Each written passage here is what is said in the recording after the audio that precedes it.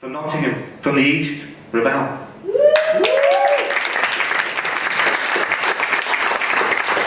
Hi everybody. Hello. The first poem I've got for you, I'm just going to get straight into it, is Equal Slices.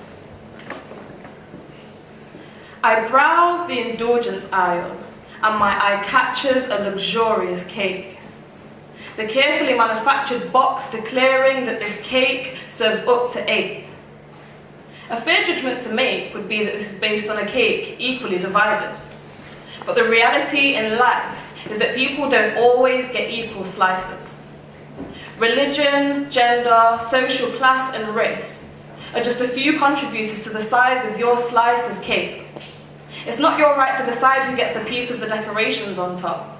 And you cannot eat the cream even if you contributed to the crumb. Yet some have the ability to take more than they need, whilst claiming equal opportunity to cover up their greed. Some think that others deserve their cake in tons, whilst others think that some only deserve the crumbs. But what exactly has humanity become when we can stand idly by, watching most have none? Thank you.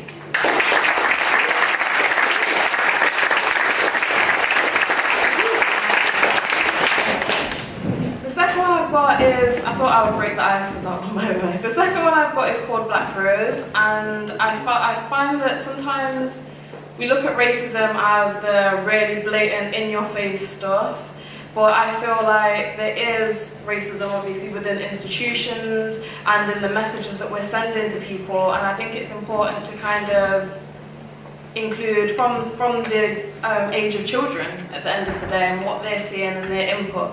So this is kind of about the system. I grew up aware of my skin tone, unaware of the connotations, the dictation leading to the damnation of a whole nation of people, the atrocities, the evil, a society's upheaval.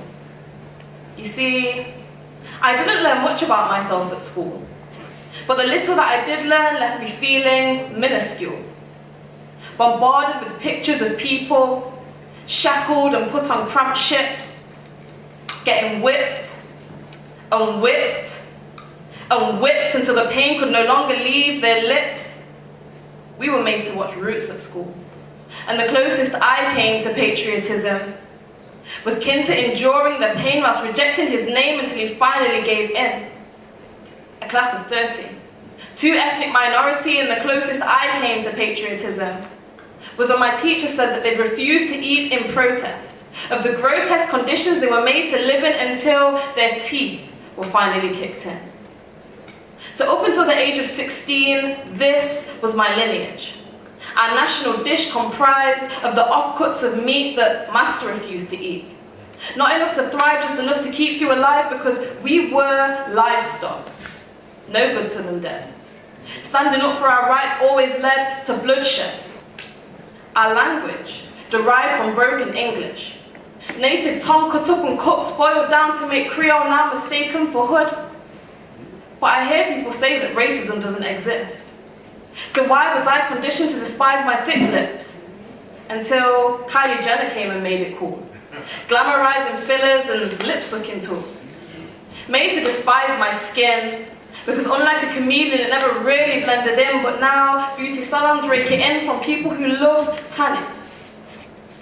Made to despise my thighs, hating the size of a naturally curvy body. Wishing for surgery before I'd even matured properly. Conditioned to despise my hair, defined by the styles I wear. Constant taunts about weaves and wigs with no understanding of how expensive it is. How time-consuming it is. How damaging it is. Just to try and fit in. To try and look acceptable. Because kills and kinks just aren't professional. One day I asked my daughter what was wrong. She said that she couldn't be a princess because her hair wasn't golden or long. So if racism doesn't exist anymore, then where did this come from? As these microaggressive seeds are planted into my daughter's fertile mind, I'm the problem if I talk about race because apparently we're colorblind. But it's still their gold that's being sold. Mass graves where nothing grows, but apparently it's over and done with and the matter should already be closed. But whilst the lasting effects of this trauma still have not been told, and racist ingrained customs live on like pinching wide noses, scrubbing knees and elbows, I will have to continue to reiterate to my daughter that there is infinite beauty in her black rose. Thank you.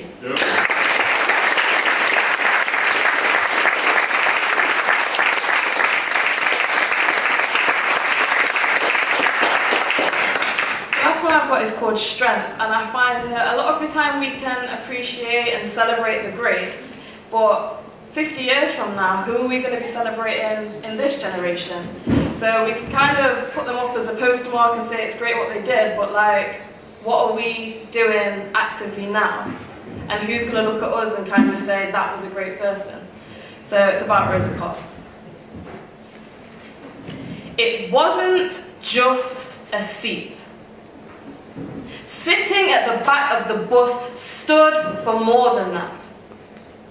It ensured that we knew our place forever last. It reminded us that we would always have to take extra steps to arrive at the same position. Showed us we weren't part of this society, literally partitioned. Until Rosa parked herself on that seat and refused to be moved. She could no longer approve the abuse, decided to dispute in order to improve the conditions of her people. They disapproved. Came in suits and boots to accuse her in groups. They felt it was illegal for her to protest their evil. Even though it was peaceful, it was lethal to try and empower the people. But I wonder how she felt. Was she willful and determined? Unafraid of the crosses stood burning? Was she scared, but overcame the fear to stand for truth, regardless of the strange fruit hanging from trees by noose? Irrespective of how she felt inside, she decided to take a stand. I can't imagine how much bravery that took to refuse such commands, such demands, going against their plans. I can't imagine, but I need to gather strength for the people, to speak up for the feeble, because without me or you, there is no breakthrough.